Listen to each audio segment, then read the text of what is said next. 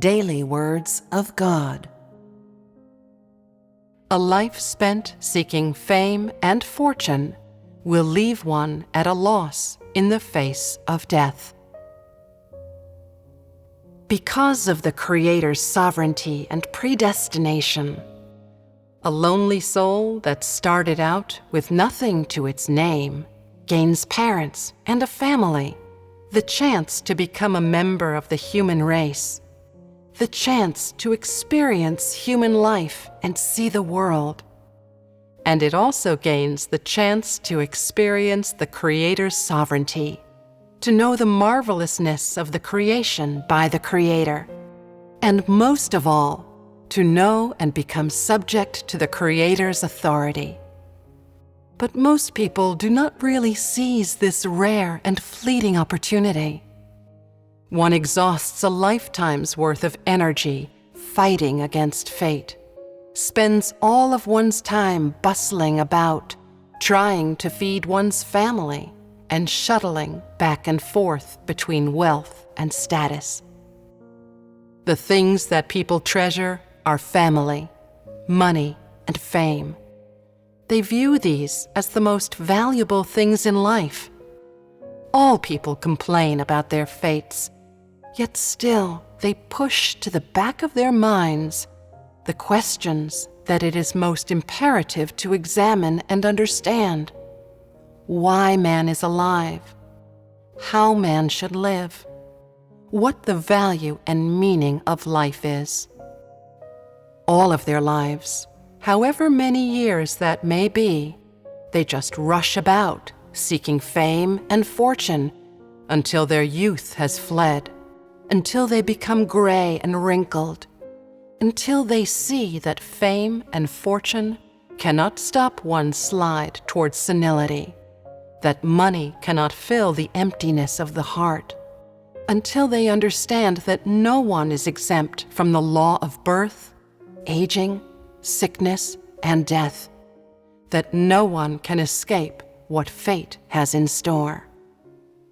Only when they are forced to confront life's final juncture do they truly grasp that even if one owns millions in property, even if one is privileged and of high rank, no one can escape death. Every person will return to his or her original position. A solitary soul with nothing to its name. When one has parents, one believes that one's parents are everything. When one has property, one thinks that money is one's mainstay, that it is one's asset in life. When people have status, they cling tightly to it and would risk their lives for its sake. Only when people are about to let go of this world do they realize that the things they spent their lives pursuing are nothing but fleeting clouds, none of which they can hold on to, none of which they can take with them, none of which can exempt them from death, none of which can provide company or consolation to a lonely soul on its way back, and least of all, none of which can give a person salvation, allow them to transcend death. Fame and fortune one gains in the material world give one temporary satisfaction, passing pleasure, a false sense of ease, and make one lose one's way. And so people, as they thrash about in the vast sea of humanity, craving peace, comfort, and tranquility of heart, are subsumed again and again beneath the waves. When people have yet to figure out the questions that it is most crucial to understand, where they come from, why they are alive, where they are going, and so forth, they are seduced by fame and fortune, misled, controlled by them, irrevocably lost. Time flies. Years pass in an eye blink. Before one realizes it, one has bid farewell to the best years of one's life. When one is soon to depart from the world, one arrives at the gradual realization that everything in the world is drifting away, that one can no longer hold on to the things one possessed.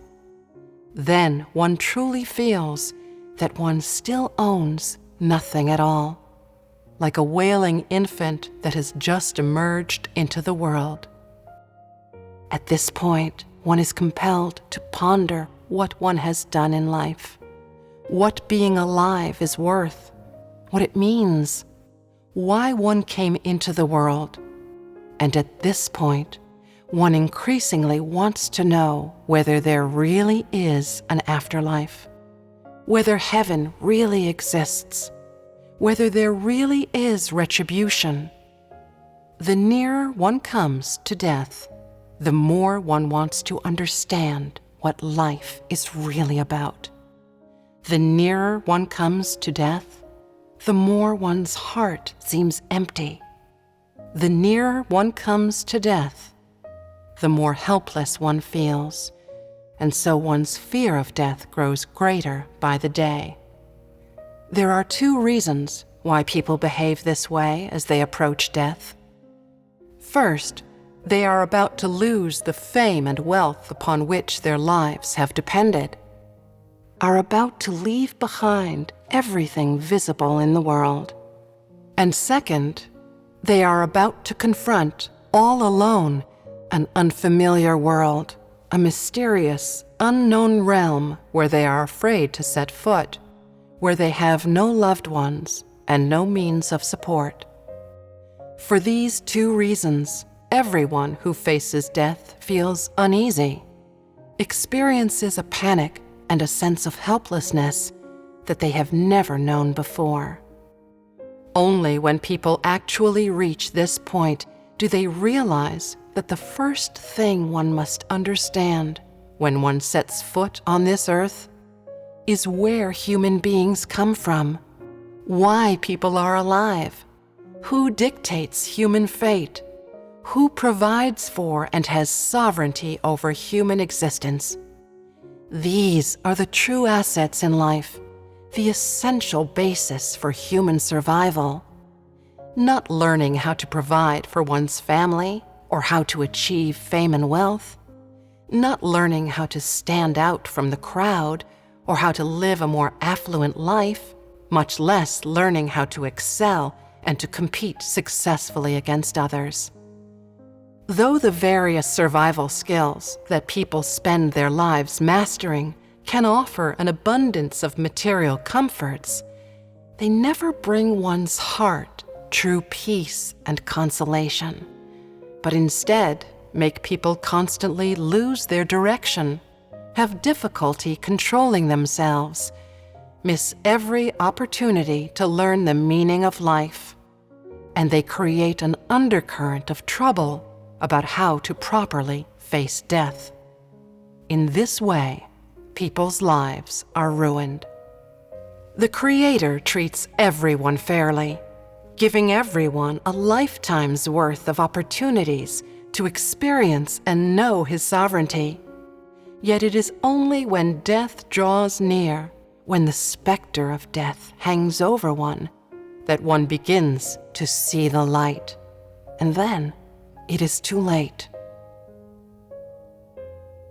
People spend their lives chasing after money and fame.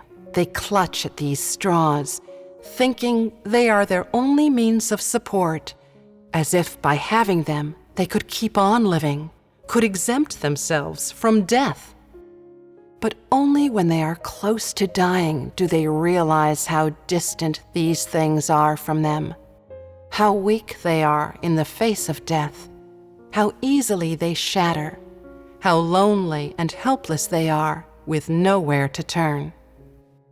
They realize that life cannot be bought with money or fame, that no matter how wealthy a person is, no matter how lofty his or her position is, all people are equally poor and inconsequential in the face of death.